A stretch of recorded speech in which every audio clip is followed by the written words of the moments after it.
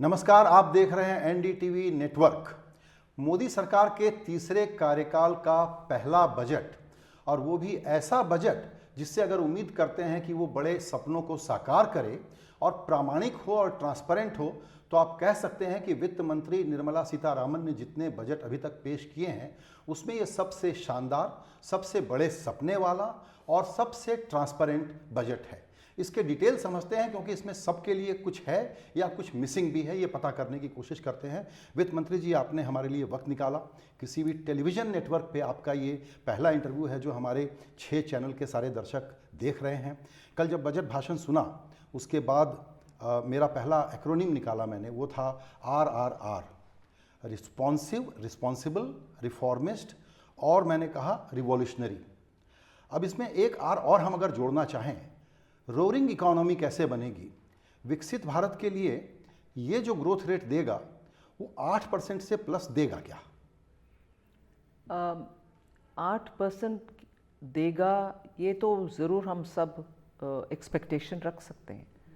मैं देख रही हूँ कि अगले 20 साल 25 साल के लिए भारत का फंडामेंटल्स आज ठीक है, मैक्रो इकोनॉमिक फंडामेंटल्स। इसको और मजबूत करने के लिए हम कदम उठाना चाहिए।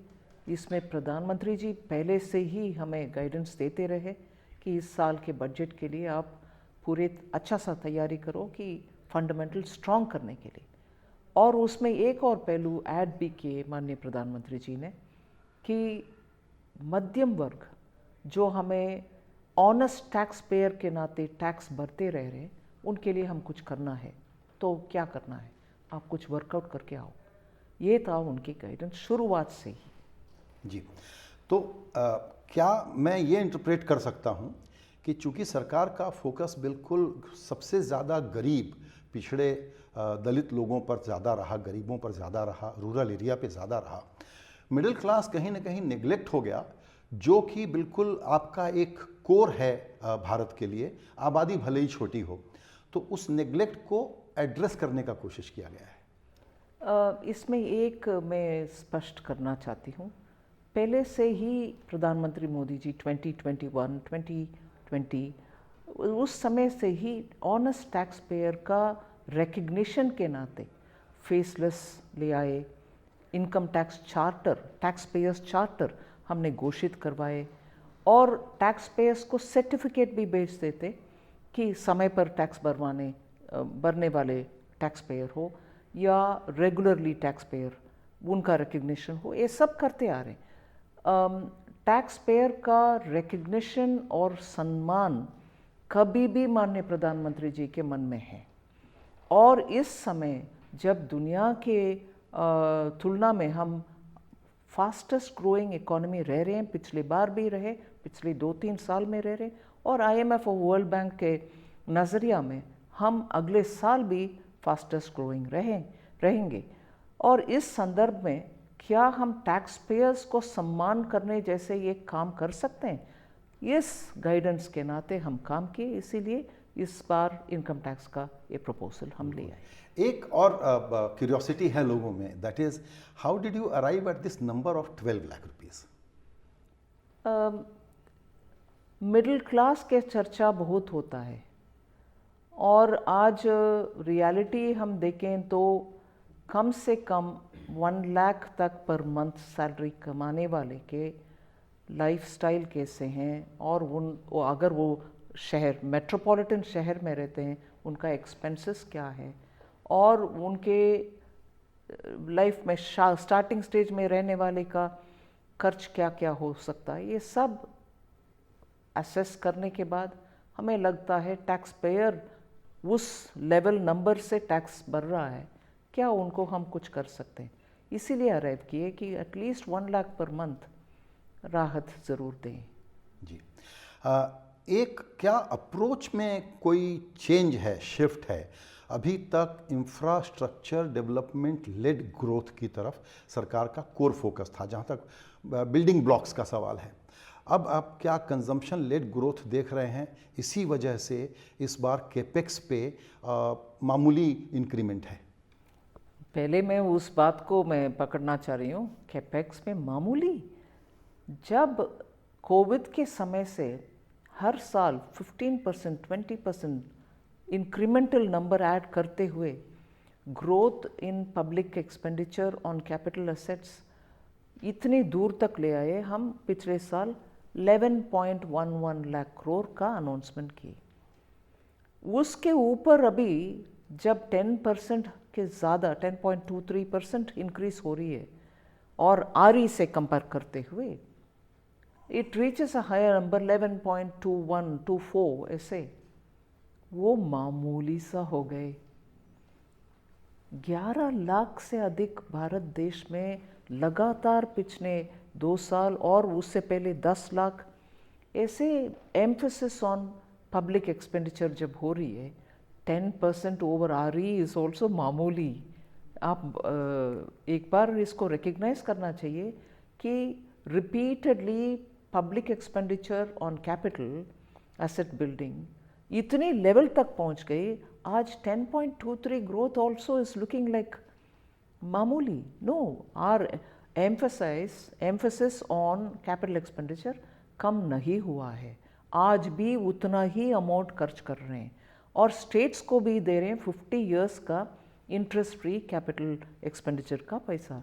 सो उसमें कोई कुछ कम नहीं है। मगर आप जो बात पूछ रहे हैं कि कंजम्पशन के ओर खर्च करने के लिए अभी शिफ्ट हो गया, क्या शिफ्ट नहीं, उसको भी जोड़ रहे हैं कि ग्रोथ के लिए अगर इंस्ट्रूमेंट्स चाहिए और ट्रिगर्स चाहिए, जैसे कैपिटल एक्सपेंडिचर पिछले 5 साल में लगातार उसके द्वारा इकोनॉमी को ग्रो करने के लिए हम मल्टीप्लायर इफेक्ट को ध्यान में रखते हुए खर्च किया। अभी कंजम्पशन का भी हम प्रोत्साहन इससे आएगा, ये हमारे कैलकुलेशन है। मगर हमारे पहले मकसद ये था कि ऑनेस्ट टैक्स पेयर्स का हम ज़रूर रिकग्नाइज करना है। जी बिल्कुल, बिल्कुल ठीक कहा आपने। एक आर्गुमेंट तो ये है कि सरकार और केंद्र सरकार और राज्य दोनों मिला लें तो 17% का कैपेक्स ग्रोथ है, जो इंफ्रास्ट्रक्चर साइड में भी काफ़ी काम करेगा और कंजम्पशन पर भी फोकस करना है। एक बात बताएं, ये बहुत लोग समझना चाहते हैं कि 1 लाख करोड़ का रेवेन्यू फॉरगॉन अगर है, इसमें 1 लाख करोड़ अगर खर्चे में शिफ्ट होता है, क्या वो हमारी जो ग्रोथ की ज़रूरत है, विकसित भारत का जो टारगेट है, उसके लिए एडिक्वेट है? अगर एक ग्रोइंग नेशन हमारी जैसी इसमें खर्च और ज़्यादा करना और तेज़ी से करना, आंकड़ा इतना तक पहुंचना, तो कोई भी बोल सकते हैं नो नो इससे ज़्यादा होना चाहिए, इससे ज़्यादा होना चाहिए। मगर सबका एक लिमिट भी है। हमारे रिसोर्सेस का भी हम ध्यान रखते हुए, किसी का बर्डन ना करते हुए इकोनॉमी को आगे ले चलना है। एक और डेटा मैं आपको अंदाज़न बोलना चाह रही हूँ। हमने इस बार 4.3% तक जीडीपी के तुलना करने में 4.3% of the GDP capital expenditure को खर्च कर रहे हैं effectively, both that which goes to the states and हमारे 4.3 ऑफ जीडीपी। और आने वाले साल का प्रेडिक्शन फिस्कल डेफिसिट का हम क्या बोल रहे हैं, 4.4, जो हमारे ग्लाइड पाथ के तहत 4.5 के नीचे तक पहुंचना है। वो पहुंचने के लिए एस्टिमेट बोल दिया। उससे हमें क्या समझ में आ रहा है कि 4.3% of the GDP we are spending on capital expenditure. Fiscal deficit 4.4 predict कर रहे हैं, विच मीन्स हम बोरो कर रहे हैं डेफिसिट फाइनेंस के लिए, तो वो सीधा अच्छा कैपिटल एक्सपेंडिचर के लिए जा रहा है। So as a responsible government, और मोदी जी का सीएम रहते हुए उनका एक्सपीरियंस, अभी पीएम रहते हुए 3rd टर्म है उनका उसमें एक्सपीरियंस, ये सब में मैच्योरिटी अब देखिए, कोई सोशल वेलफेयर प्रोग्राम का कम नहीं हो रही है। ऊपर से टैक्स पेयर्स को रिवॉर्ड करने के लिए, रिस्पेक्ट करने के लिए बड़ा सा कदम उठाया गया। फिर भी ये डेटा पॉइंट बहुत महत्वपूर्ण कि हम बोरो करने वाले number, deficit number is going towards capital expenditure. Effective capital expenditure is also 4.3. 4.4 is your fiscal deficit for the coming year. Responsible handling of your borrowing हो रही है, इसको मैं आप जैसे वरिष्ठ सीनियर पत्रकार जैसे लोग इसको रिकग्नाइज करना चाहिए। नहीं, ये आपने बिल्कुल ठीक कहा। एक्चुअली बहुत लोग ये बात अब मानने लग गए हैं, पहले थोड़ा स्केप्टिसिज्म था कि फिस्कल डिसिप्लिन और प्रूडेंस के मामले में आप लोग एक तरीके से ज़िद्दी हैं, वरना बहुत प्रेशर हो सकता है और आप डेफिसिट फाइनेंसिंग कर सकते हैं, डेट के मामले में और इररिस्पॉन्सिबल हो सकते हैं। कोई भी डेमोक्रेसी में ये होता है, पूरा इस वक्त दुनिया में लोग डेट पे स्प्लर्ज कर रहे हैं। वैसे में एक्चुअली मैं थोड़ा सा समझना भी चाहता हूँ आपसे और इस पे कि ये इतना जो स्ट्रिक्ट डिसिप्लिन है उसके सामने इस बार एक क्रिटिसिज्म ये हो रहा है कि जो आदत है इस सरकार की कि बहुत सारे अच्छे वेलफेयर स्कीम लाते हैं, इस बार कोई नया ज़्यादा स्कीम नहीं लाए आप। स्कीम जुलाई के बजट में अनाउंस भी हुआ है, 6 महीने बाद में जो बजट आ रहा है। अभी विकसित भारत के लिए जो इन्वेस्टमेंट्स फॉर आवर फंडामेंटल, जैसे मैंने शुरुआत में की, हमारे फंडामेंटल फाउंडेशन सही स्ट्रेंथ के साथ होना चाहिए। एआई आ रही है बड़े पैमाने पर, भारत में उसके क्षमता कैसे होगा, उसके लिए युवा कैसे ट्रेनिंग पाएंगे, इसके लिए हम एआई का रूट में कितना और इन्वेस्ट कर सकते हैं, उसके ऊपर ध्यान दिया गया। प्राइवेट सेक्टर में रिसर्च एंड डेवलपमेंट के लिए ध्यान दिया गया। 1 लाख करोड़ का अनाउंसमेंट हुआ रिसर्च सपोर्ट के लिए जुलाई के बजट में, उसका आगे ले चलते हुए और भी इस बजट में भी अनाउंसमेंट हुआ है। इसके साथ साथ हेल्थ में आज बड़ा भयंकर fearful or fear instilling kind of a illness, terminal illness और लाइफ थ्रेटनिंग इलनेस, इन सब के लिए डे केयर सेंटर्स दे रहे हैं हर जिले में। इसके अलावा मेडिकल सीट्स को बढ़ा रहे हैं। We are also spending on every level on education and nutrition. So overall नज़रिया आप देखिए, अगले 25 इयर्स के लिए फंडामेंटल्स को मजबूत करने के लिए इस बजट में इतनी सारी एजुकेशन हो, न्यूट्रिशन हो, डिस्ट्रीब्यूशन ऑफ डिजिटल बुक्स हो, एआई निर्माण करने वाले स्किल्स हो, इन सब के लिए देते हुए दूसरी तरफ शिप बिल्डिंग, जो भारत के आज के हालात में इंटरनेशनली ऑयल इंपोर्ट करो या आपने कंटेनर्स ढूंढ लो, इन सब का भी चैलेंजेस आ रहा है। ग्लोबली आज कंटेनर्स का बड़ा प्रॉब्लम है, शिप का बड़ा प्रॉब्लम है। भारत में शिप बिल्डिंग कैपेसिटी रहने के बावजूद भी हम कुछ उसमें आगे नहीं बढ़ पा रहे। फंडामेंटली हमारे पास अगर अच्छा बड़े कंटेनर्स रहता, हमारे ट्रेड पॉलिसी में कितना काम आएगा। इसीलिए उसके लिए भी मैरीटाइम मिशन ले आए, उसका पैसा 20,000 के ऊपर करोड़ दिया गया है। So it is a balance between strengthening your foundation towards Viksit Bharat Yatra, equally immediately attending to your children, their nutrition, education, higher education and LRS, जो आपने पैसा आपके बच्चे के लिए विदेश भेजना चाहते हैं एजुकेशन के लिए, उसके ऊपर completely रिमूव कर दिया TDS को। और अगर MSME लोग भारत में उत्पादन बढ़ाने के लिए विदेश से कुछ रॉ मटेरियल ले आना चाहते हैं, उसके लिए ड्यूटी को कम कर दिया, कस्टम्स रैशनलाइजेशन हुआ है। सो मैं इसको मानती हूँ कि एकदम बैलेंस करने के लिए कोशिश की। लंबे रास्ते के लिए जो फाउंडेशन चाहिए, आज के रिक्वायरमेंट के लिए न्यूट्रिशन, हेल्थ, एजुकेशन, इन सब के लिए भी। बिल्कुल, आपने बहुत सारे पॉइंट्स जो अभी बताए उनमें से ही कुछ सवाल निकलते हैं। कस्टम ड्यूटी का जो रैशनलाइजेशन हुआ उसका टाइमिंग बहुत इंटरेस्टिंग है। कई आइटम्स हैं जिसमें मोटर बाइक और कार भी हैं, तो उसमें अब टेस्ला गाड़ियों पर भी कम हो जाएगा ड्यूटी और हार्ले डेविडसन भी कम हो जाएगा।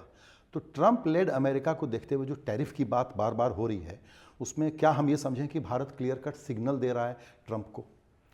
भारत ये कर रहा है कि हमारी अपनी इकोनॉमी को स्ट्रेंथन करने के लिए, आत्मनिर्भरता पक्का रखने के लिए, और जैसे मैंने कहा अगले 25 इयर्स में हमारी foundation manufacturing hub make in India for the world, इसके लिए स्ट्रेंथन करने के लिए बहुत सारे कदम उठाए। और इसमें हमारे MSMEs को सस्ते में रॉ मटेरियल मिले, क्रिटिकल मिनरल्स जो हमारे देश में नहीं है उसको ले आएँ, इन सब के लिए कस्टम्स ड्यूटी का रैशनलाइज किया। नंबर ऑफ ड्यूटीज़ को रिड्यूस किया, जिन जिन आइटम के ऊपर है उसको भी रिड्यूस किया, जिससे हमारे प्रोडक्शन इसमें बढ़ जाए। मगर जो आइटम इधर नहीं है उसको अगर इंपोर्ट करना है, उससे वैल्यू एडिशन करने के बाद एक्सपोर्ट करना है, उसको भी हम रैशनलाइज किए हैं कस्टम्स में। बिल्कुल मैडम, एक कंसर्न है लोगों का, क्योंकि एफडीआई का डिक्लाइन लगातार है और एफपीआई की बड़ी भारी सेलिंग हुई है। क्या इस बजट में ऐसा कुछ है जो उनको सिग्नल करे कि भारत में मैन्युफैक्चरिंग के लिए अब आना और आसान हुआ है इस बजट से? इस बजट से बहुत सारे मैसेज ऐसे हैं कि हमारे एफडीआई भारत में आए और इधर इन्वेस्ट करने में हमारी लॉ अबाइडिंग सोसाइटी है, कॉमन लॉ प्रैक्टिस करता है, स्किल्ड मैन पावर है, मैन पावर के कॉस्ट और बाकी देशों के साथ तुलना करने के समय आप देखते हैं हमारी कॉस्ट ऑफ प्रोडक्शन कम होता है। इसीलिए वो अट्रैक्ट करने के लिए पॉलिसी भी और ऐसे टैरिफ का भी संज्ञान में लेते हुए करते हैं। एक और अनाउंसमेंट मैंने इस बजट में किया कि हमारी बायलैटरल इन्वेस्टमेंट ट्रीटीज़ जो करते हैं हम, उसके लिए जो टेम्पलेट मॉडल ट्रीटी हमारे सामने रहते हैं 2016 से वही चल रहा है। अभी ग्लोबल सिचुएशन देखते हुए हमें लगता है उसको भी थोड़ा इन्वेस्टर फ्रेंडली बनाने के लिए आवश्यकता है। उसको भी मैंने घोषणा की कि हम उसको भी बदलेंगे। जी मैडम, मेरे पास सवाल बहुत है और थोड़ा सोशल सेक्टर पे और राज्यों पे भी बात करेंगे, लेकिन उसके पहले कुछ और जो कंटेंशियस इश्यूज़ हैं उनमें से एक ये है कि प्राइवेट सेक्टर कैपेक्स के बारे में ये बजट एक्सप्रेस करता है अपना ये थॉट या एक्सपेक्टेशन कि अब शायद वो लोग इन्वेस्ट करना शुरू करेंगे। मैं आपसे ये जानना चाहता हूँ कि अभी तक वो इन्वेस्ट क्यों नहीं कर रहे हैं, जबकि आपका इकोनॉमिक सर्वे ही बताता है कि वो कैश पाइल पे बैठे हुए हैं। उनका कहना है कि इनेबलिंग इन्वायरमेंट नहीं है। आप किस वजह से कॉन्फिडेंट हैं कि इस बजट के बाद अब वो इन्वेस्टमेंट शुरू करेंगे? मैं मानती हूँ इस सरकार प्राइम मिनिस्टर मोदी जी के नेतृत्व में लगातार पब्लिक इन्वेस्टमेंट करने में और हमारे पब्लिक सेक्टर का रोल बढ़ाने में और हमारे पॉलिसी जैसे डिसइन्वेस्टमेंट के पॉलिसी हो, इन सब के कारण हम इकोसिस्टम तैयार कर रहे हैं कि ज़्यादा इन्वेस्टमेंट इस देश में हो, डोमेस्टिक हो, फॉरेन इन्वेस्टमेंट हो, वो सब बढ़ें। इसके लिए लेजिस्लेटिव एंड इकोसिस्टम बढ़ाने में पूरे मदद दे रहे हैं। कॉर्पोरेट टैक्स रेट को 2019 में कम किया, जिससे उस समय का सीरियस प्रॉब्लम था कि ट्विन बैलेंस शीट का, वो सब अभी ख़त्म हो गया है। बैंक भी अच्छा हेल्थ में आ गए, कंपनियां भी अच्छा हेल्थ में आ गए। जैसे आप सही कह रहे हैं, पैसिव इन्वेस्टमेंट करके वो इंतज़ार कर रहे हैं। अभी अगर कंजम्पशन बढ़ता है और उसके तहत लगता है कि ग्रेटर इन्वेस्टमेंट का पॉसिबिलिटी है, वो भी अच्छा ट्रिगर हो सकता है। मुझे आशंका है, डर है कि वो ये कहना शुरू करेंगे कि अभी पूरा कैपेसिटी यूटिलाइजेशन नहीं हुआ है तो थोड़ा और इंतज़ार करते हैं। मैं उसके ऊपर इतना विस्तार से और ग्रैनुलर लेवल में जवाब दे नहीं सकती हूँ। कंपनीज अपने अपने कमर्शियल डिसीजन लेते हैं। मौका भारत में है और फास्टेस्ट ग्रोइंग हम इस साल भी हैं, आने वाले साल भी रहने वाले हैं और पूरे दुनिया देख रही है भारत की ओर। इसलिए मैं मानती हूँ सब आएंगे इन्वेस्ट और एक्सपैंड दोनों करने के लिए। बिल्कुल, एक नया अप्रोच जिस पर कि अब चर्चा शायद बढ़ेगी, क्योंकि इसके पहले ज़्यादा खबरों में नहीं था तो हम लोग कम फैमिलियर हैं। डीप टेक की बात आप लोगों ने कही है, उसमें न्यूक्लियर पावर के बारे में एक बड़ा प्लान अनाउंस कर दिया है, बहुत बड़ा इन्वेस्टमेंट उसमें होने जा रहा है। तो अब ये सब तो रियलिटीज़ हैं। इसी तरीके से एआई पे आप लोग पहले बता चुके। तो भारत के कई नए सेक्टर जो डेवलप हो रहे हैं, उसमें आपको क्या लगता है कि नए एंटरप्रेन्योर ही आएंगे या ओल्ड इकोनॉमी के भी प्लेयर को आना चाहिए? नया बहुत आ रहे हैं, ऑलरेडी आ रहे हैं, और मुझे लग रहा है कि ओल्ड इकोनॉमी का इंडस्ट्री लीडर्स भी इसका फ़ायदा असेस कर रहे हैं। और आप ये भी एक बार एनालाइज करना चाहिए कि एआई ड्रिवन प्रोसेसेस मैन्युफैक्चरिंग में ओल्ड इंडस्ट्रीज़ में भी आजकल आने लगी हैं। इसीलिए मुझे लग रहा है कि इस technology driven, AI driven, web 3 driven processes को कोई नकार नहीं सकते हैं। जितने लेवल वो डाइजेस्ट कर पाएंगे उतना लेवल लेना ही पड़ेगा। और मुझे उसमें भारत देश में युवा को सक्षम करना, ट्रेन करना और उनको तैयार रखना सरकार रिकग्नाइज करती है, वो बड़ा काम है और उसमें हम ज़रूर हमारे रोल करेंगे। ये मैम आपने खुद बहुत इंटरेस्टिंग बताया। तो इसमें जो कंसर्न है वो ये है कि चूंकि एआई बहुत तेज़ी से आ रहा है तो जॉब के चैलेंजेस होंगे, स्किल के चैलेंज पहले से हैं, तो जो ट्रांजिशन पीरियड का स्ट्रगल है, नौकरी मुझे अभी चाहिए इस युवा डेमोग्राफी में, और वहाँ जब तक ये बिल्डिंग ब्लॉक बनेंगे और नए किस्म के जॉब क्रिएट होंगे उसमें गैप का खतरा है। इसीलिए तो जुलाई के बजट के द्वारा हम पीएम इंटर्नशिप प्रोग्राम ले आए, जिसमें टॉप 500 कंपनीज में जो भी 10th पास हो, 12th पास हो, उस लेवल से लेकर के डिग्री हाथ में है मगर अपॉर्चुनिटी नहीं है, अपॉर्चुनिटी इसलिए नहीं है, स्किल नहीं है हमारे हाथ में, उन सभी लोगों को केंद्र सरकार पैसा दे करके और कंपनियों के तरफ से उनका CSR से कुछ पैसा दे करके पूरे साल का एक्सपोजर दिलाने के लिए हम इंटर्नशिप प्रोग्राम ले आए। और इसके साथ साथ इस बजट में भी ट्रेनिंग फॉर एआई, इसके लिए सेंटर्स बना रहे हैं, जिसका ट्रेनिंग भी विदेश से आए हुए एआई में ट्रेनिंग करने वाले स्पेशलिस्ट लोग को हम मंगवा रहे हैं और बुला रहे हैं और उनको इधर आकर के सर्टिफाई करने के लिए। इसमें बहुत सारे पहलू हैं। उसमें स्किल ट्रेनिंग मंत्रालय भी, हम भी नया घोषणा के द्वारा, ये मेजर एरिया है। हमारे डेमोग्राफिक डिविडेंड को अच्छा उपयोग, इकोनॉमी के लिए उपयोग करना है तो ये सब कदम आवश्यक है। बिल्कुल। डी रेगुलेशन की बात आपने कही है और एक जो नॉन फाइनेंशियल सेक्टर के कंप्लायंस को देखने के लिए कि 50% इसमें से हटा देने चाहिए, तो वो कमेटी कब बनेगी और वो इम्प्लीमेंट कब होगा, ये बहुत क्यूरियोसिटी है लोगों को जानने के लिए। ये बहुत सीरियस इशू है जिसमें हम बार बार पिछले 2 साल से देख रहे हैं कि सर्टिफिकेशन, इंस्पेक्शन और स्टैंडर्ड्स डिटरमाइनिंग, इन सब में बहुत ही एरियाज़ में हमें और अच्छा काम करने का आवश्यकता है।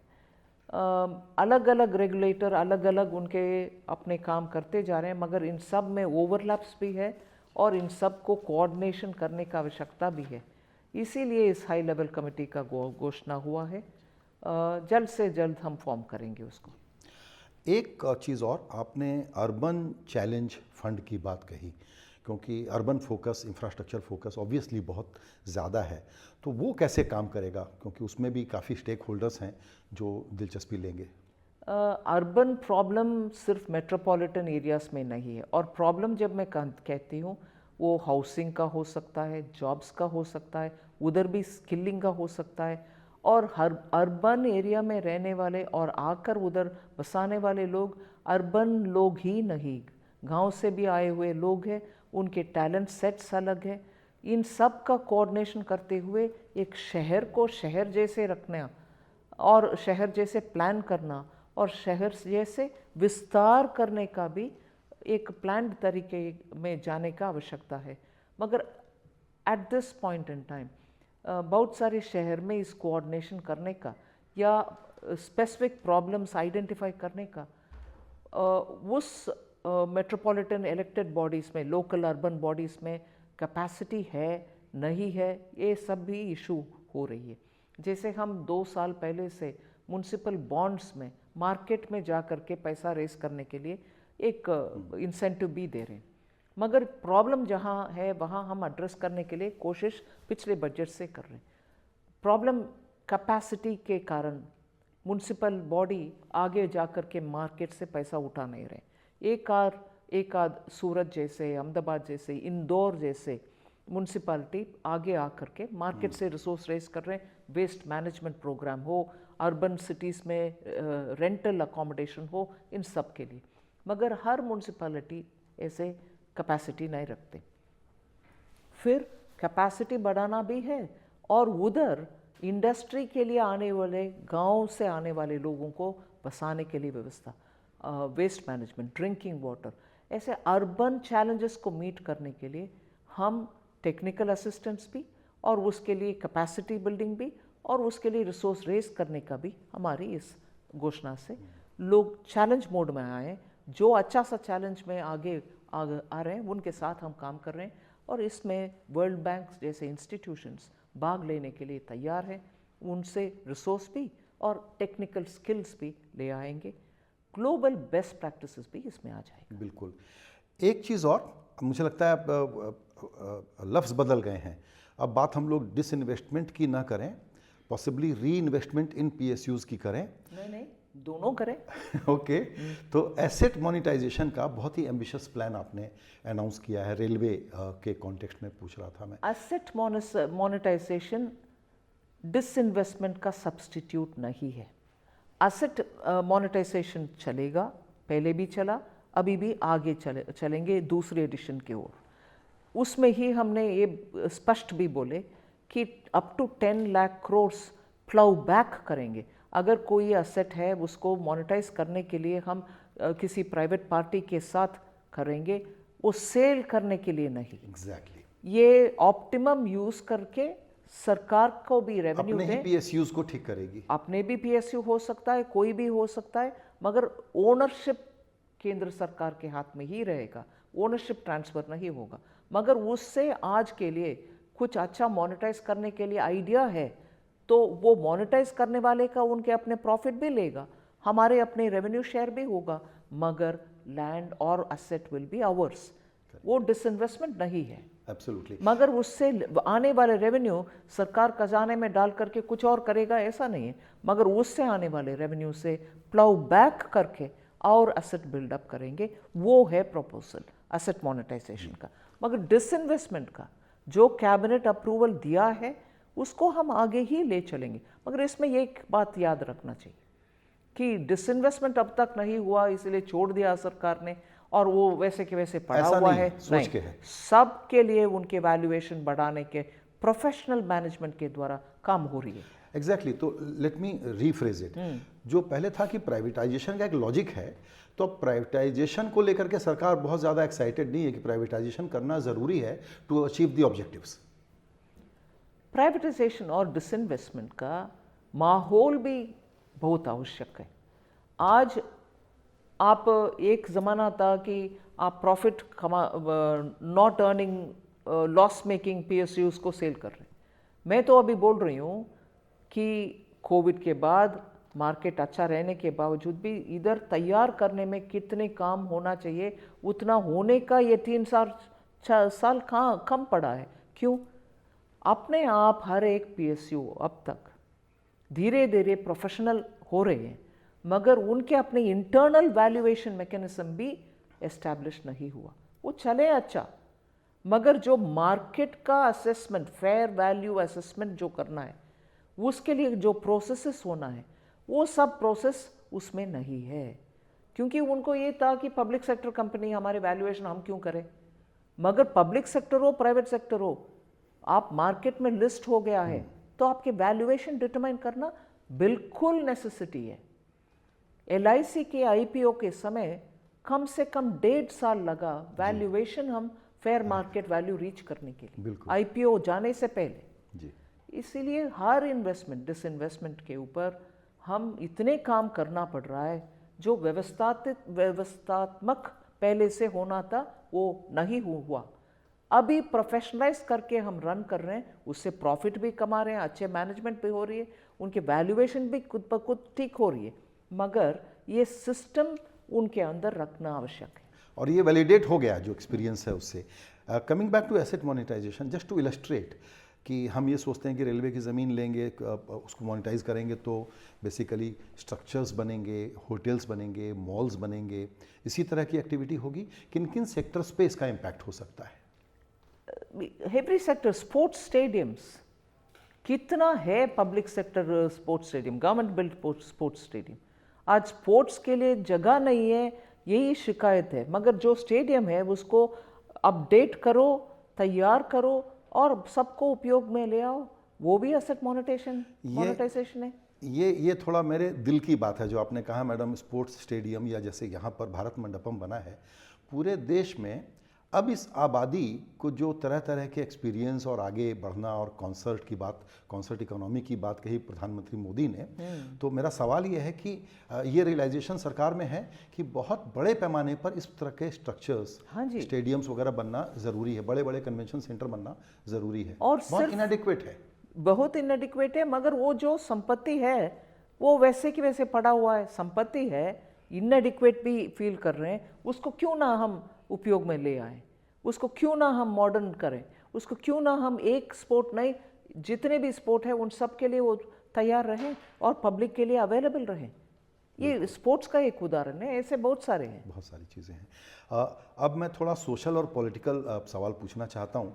तो इन अ मैनर ऑफ स्पीकिंग, कल बजट स्पीच सुनने के बाद मुंह से ये निकला कि ये बिहार के चुनाव के अनाउंसमेंट का बजट है और दिल्ली का तो बूथ कैप्चर हो गया। ये तो जनता के बजट है, माननीय प्रधानमंत्री जी सही कहा, पीपल्स बजट है। और मैं उसमें एक और साहस करना चाहती हूँ, अब्राहम लिंकन के शब्दावली उपयोग करते हुए। प्रधानमंत्री जी ने तो इंडिकेट ही किया कि ये पब्लिक पीपल्स बजट है, ये by the people, of the people and for the people budget है।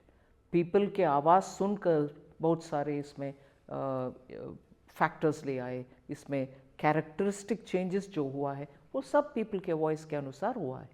So we are making the budget for the people from the inputs that they have given us and made it for government which is people elected. So इसमें पूरे देश का बेहतरी के लिए बहुत सारे अंश हैं। ठीक है, ऑपोजिशन पार्टी को तो यही लगता है कि चुनाव के लिए बजट होता है।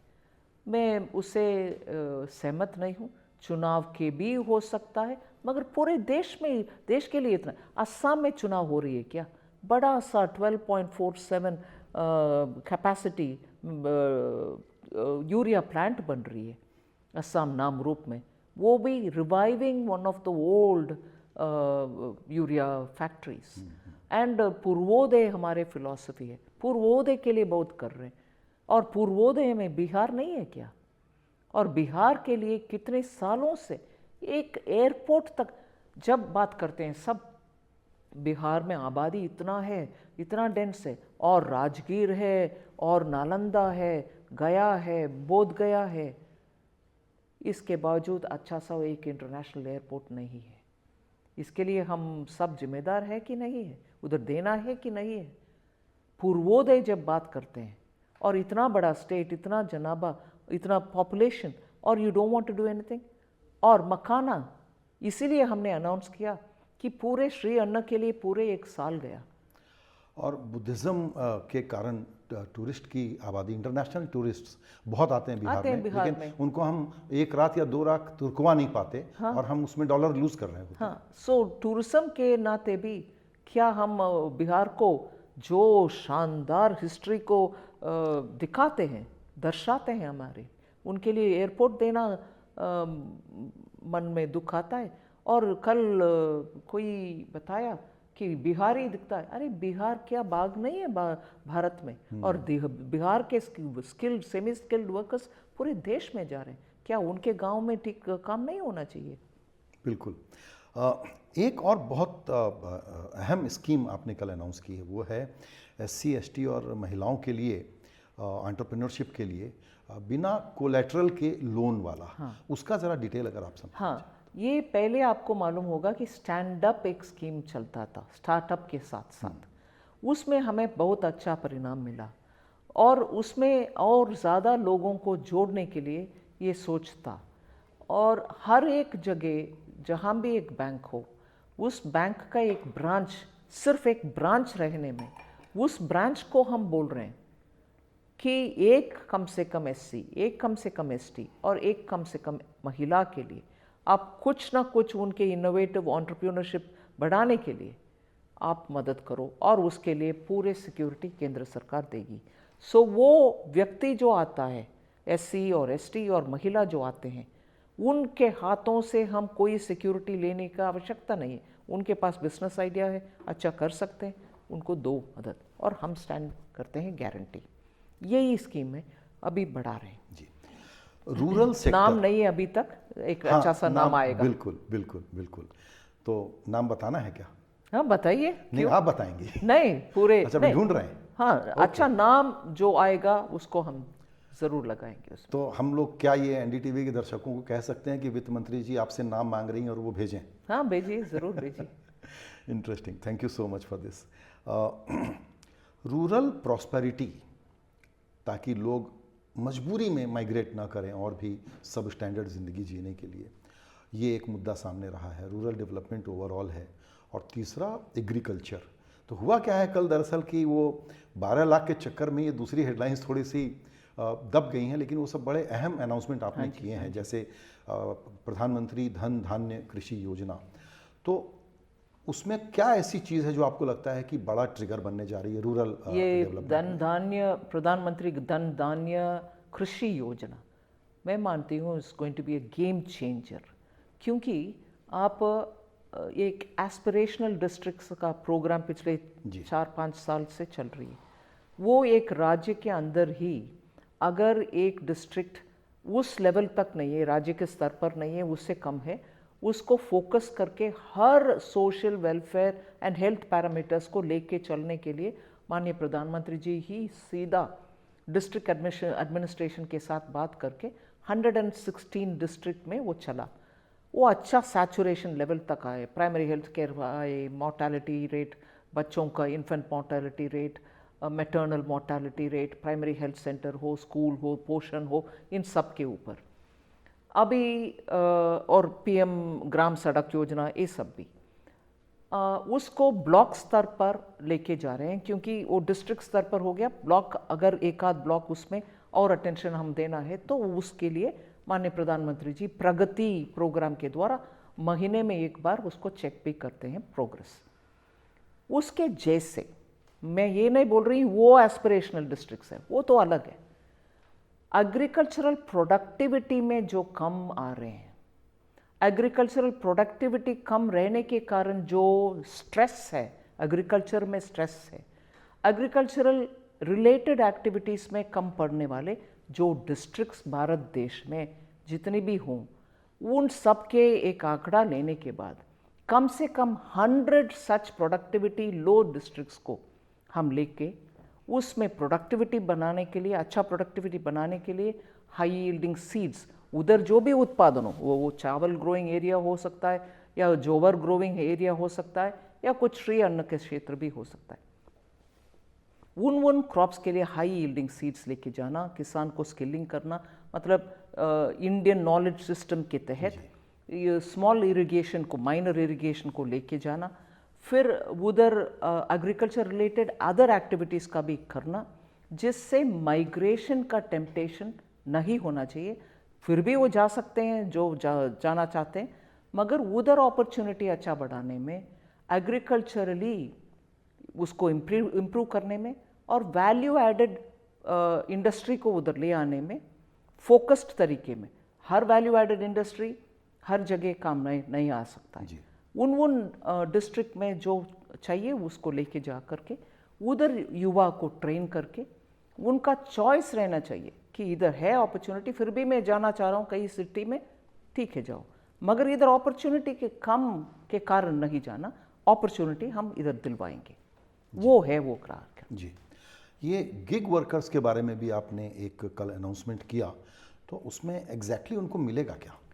तुरंत हम रजिस्ट्रेशन इन ई श्रम पोर्टल में उनके नाम भर्ती करना, फिर उनके डिटेल्स उसमें आएगा, फिर उनको आइडेंटिटी दिलवाना और उनको तुरंत पीएम आयुष्मान भारत स्कीम में उनको जोड़ना, जिससे 5 लाख रुपया तक उनको मुफ्त में इलाज मिलेगा जी। ये तुरंत होगा उनके लिए। ये बहुत इम्पॉर्टेंट है क्योंकि ये लोग बहुत क्रिटिकल काम करते हैं, हमारे अर्बन लाइफ के एकदम इंटीग्रेटेड पार्ट हो गए हैं। दूसरा, इंडियन पोस्टल डिपार्टमेंट के बारे में भी एक स्कीम थी, वो भी it is quite, I am curious to know more about. Happy you asked this question. मुझे बहुत एक सेंस ऑफ ग्रेटिफिकेशन इसमें से मिलता है, क्योंकि मैं इसमें बहुत ही एक उदाहरण मैं आपके सामने रखना चाहती हूँ। बचपन से हम सबको भी टाउन्स में, विलेजेस में अगर केंद्र सरकार या सरकार के द्वारा जो भी रिप्रेजेंटेटिव आकर के हर फैमिली से जुड़ता है, वो डाक सेवक होता है। ग्राम में आप आकर के सेना में भर्ती हुए कोई परिवार में उनके आवागमन मतलब हिस कमिंग बैक होम, उसके ऊपर मैसेज आना है या दुख के खबर आना है, वो ही ले आता था। या कोई एप्लीकेशन जॉब के लिए डाले, आपको जॉब मिल गया, वो शुभ खबर भी वही ले आता था। So he used to be for everything. आज भी वो इंश्योरेंस पॉलिसी लेके जाता है, कॉमन सर्विस सेंटर के काम करते हैं और पोस्टल का करते हैं। आजकल कुरियर सर्विस भी उनके द्वारा हो रही है। और हर गांव में पंचायत स्तर पर कम से कम एक पोस्ट ऑफिस है, उसमें पेमेंट बैंक का ऑपरेशन भी आजकल हो रही है। सो जब इतना बड़ा नेटवर्क भारत देश के हाथ में है, गांव गांव तक है, क्या उनको हम बेहतर उपयोग कर नहीं सकते? इसीलिए ये अनाउंसमेंट हुआ है कि उनका लॉजिस्टिक्स के लिए भी हम उपयोग करेंगे और देश भर के मूवमेंट ऑफ गुड्स के लिए वो काम में आएंगे। लोकली विश्वकर्मा लोग या वो लोकली छोटे हैंडीक्राफ्ट्स का एक्सपोर्टर, उन सबको भी वो पॉइंट ऑफ रेफरेंस होगा एक्सपोर्ट करने के लिए और रॉ मटेरियल रिसीव करने के लिए भी। और ये लॉजिस्टिक्स एस्पेक्ट एक है। दूसरा, उनके पेमेंट बैंक का काम जो होता है, इंडिया पोस्ट पेमेंट बैंक, उसका भी कैपेसिटी बढ़ाएंगे। जी, बहुत ही इंटरेस्टिंग ये 2-3 इंटरवेंशंस हैं, क्योंकि रोज़ाना लाइफ में दिखलाई पड़ते हैं तो पता चलता है लोगों को। अब एक सवाल और है मेरा, और वो ये है कि again coming back to Viksit Bharat, to kind of wind up our conversation. Viksit Bharat के लिए जो समय काल है 2047 का, उसके लिए जिस तेज़ी से दौड़ने की ज़रूरत है, जाहिर है कि हम लोग कई बार क्रिटिसिज्म में बोलते हैं कि ये सरकार बिग बैंग काम नहीं करती है, इंक्रीमेंटल काम करती है। एक्चुअली अब लगता है कि इंक्रीमेंटलिज्म इज़ अ गुड थिंग। तो मैं ये समझना चाहता हूँ आपसे कि जो ग्लोबल हेडविंड है, जो अनसर्टेनिटी और अनप्रेडिक्टेबिलिटी नई इंट्रोड्यूस हो गई है, उसमें भारत के एक्सटर्नल फैक्टर के जो कंसर्न्स हैं वो रहेंगे, लेकिन तब भी हम अपने आप को उनसे इंसुलेट कैसे करेंगे इस गोल को अचीव करने के लिए? ग्लोबल चैलेंजेस में शिपिंग का उदाहरण इतना विस्तार से इसीलिए बोला कि कैपेसिटी हमारे अगर हाथ में रहता, हम ही शिप बिल्ड करते, क्या कंटेनर्स बिल्ड करते और ग्लोबल ट्रेड के लिए हम जितना अभी चैलेंजेस फेस कर रहे हैं उसका। ऐसे ही ड्रग्स में हम मतलब मेडिसिन बल्क ड्रग्स में हम अच्छा करते हैं, उसके लिए हम कैपेसिटी बिल्ड करना है। ग्लोबल चैलेंजेस हमें बहुत सारे एस्पेक्ट्स में दिखाई दे सकता है, उसके लिए हम तैयार भी रहना चाहिए। अच्छा अपॉर्चुनिटीज़ पे उपयोग करना, मगर अगर चैलेंज आता है कि किसी देश के ऊपर मतलब किसी देश को हम जाके मार्केट कर नहीं सकते हमारे गुड्स, नया मार्केट ढूंढ लेना, ऐसे करके बहुत सारे ओपनिंग करना है। और जब इन्वेस्टमेंट आता है एक देश से, उन देश में इंटरेस्ट भी बढ़ता है भारत के सक्सेस के ऊपर। हम हमारे पैसे, हमारे कॉरपोरेशंस, हमारे कंपनी जाकर भारत में पूंजी निवेश करें तो my interest in keeping India going well will also be involve. So bilateral relationship बढ़ाना और नेगोशिएशंस करने में उनके साथ अंडरस्टैंड करके नेगोशिएशन करना। सो ये एक डिपार्टमेंट का काम नहीं, पूरे होल ऑफ गवर्नमेंट अप्रोच में एक्सटर्नल अफेयर्स भी, इंडस्ट्री भी, हमारे फिनांस के द्वारा कस्टम्स भी और इन्वेस्टमेंट ट्रीटियाँ साइन करने का ताकत भी, ये सब।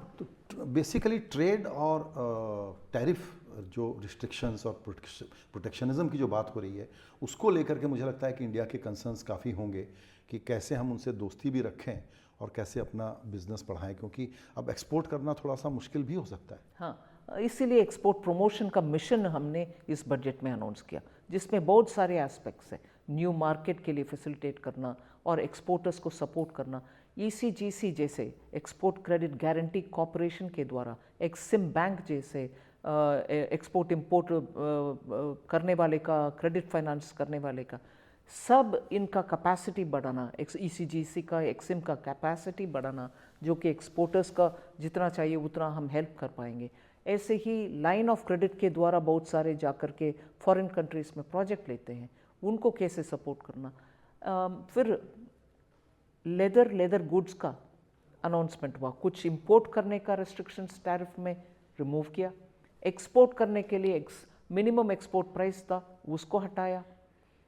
Labour intensive toys hub Bharat बनना है, उसके लिए कैसे टैरिफ के रूट से, मरीन प्रोडक्ट्स के लिए सपोर्ट कैसे, तुरंत उसमें एक्सपोर्ट करने के लिए टैरिफ का विषय में और इंपोर्ट करने के लिए कस्टम्स ड्यूटी रिमूव करने में बहुत सारे स्टेप्स इस बजट में घोषणा हुई है। So labour intensive leather, textiles, toys, marine products, इन सब के लिए प्रोत्साहन देने के लिए बहुत सारे कदम इस बजट में उठाए गए। वेल थॉट स्ट्रेटजी है। एक सेक्टर और छूट गया हमारी चर्चा में, वो है डिफेंस का, क्योंकि कल कुछ ऐसी कमेंट्रीज आई थी कि डिफेंस सेक्टर को लेकर के थोड़ा सा डिसअपॉइंटमेंट है, क्योंकि उसमें भी बहुत प्रायोरिटाइजेशन और काम की ज़रूरत है, लेकिन कुछ अनाउंसमेंट नहीं आया। नहीं, डिफेंस का मामले में अनाउंसमेंट नहीं और कम भी नहीं हुआ अलॉटमेंट। हम हर बार ये जानबूझ करके डिफेंस पेंशन्स अलग है, डिफेंस प्रोक्योरमेंट और रिलेटेड एक्सपेंस अलग है, दोनों को कम ना करते हुए आगे कैसे ले जाना उसके ऊपर ध्यान देते हैं। इस बार भी डिफेंस का बजट में कुछ कटौती नहीं है, मगर डिफेंस का बजट का पेक्यूलियरिटी हम समझना चाहिए। जिस साल उनको पेमेंट करने का आता है उस साल ज़्यादा प्रोविजनिंग करना होता है, जिस साल वो ऑर्डर पे करते हैं उनके लिए पहले इंस्टॉलमेंट देने का होता है, उनका लॉन्ग टर्म प्रोजेक्ट प्लान होता है, LTPP बोलते हैं, उसके अनुसार उनका प्रोक्योरमेंट का सिस्टम होता है अगर इंपोर्ट हो। मगर हम आनंद से ये बात को याद दिलाना चाहती हूँ और हम रिकग्नाइज भी करना चाहिए कि nearly if I know right 60% आजकल भारत में प्रोड्यूस्ड हुए कंपोनेंट्स को ही डिफेंस लोग खरीदते हैं। विदेश से इंपोर्ट करना स्पेसिफिक लार्ज टिकट कुछ है तो भी वो अलग है, बट मेनली रनिंग कंज्यूमेबल सब कुछ आज भारत से ही खरीद रहे हैं। हमारी डिफेंस प्रोडक्शन सिर्फ भारत के लिए नहीं, एक्सपोर्ट का भी हो रही है। That is why I think we have crossed 25,000 crores earning with defence components going export. एक आखिरी सवाल कि cost of capital to become competitive, काफ़ी कुछ करने की ज़रूरत है।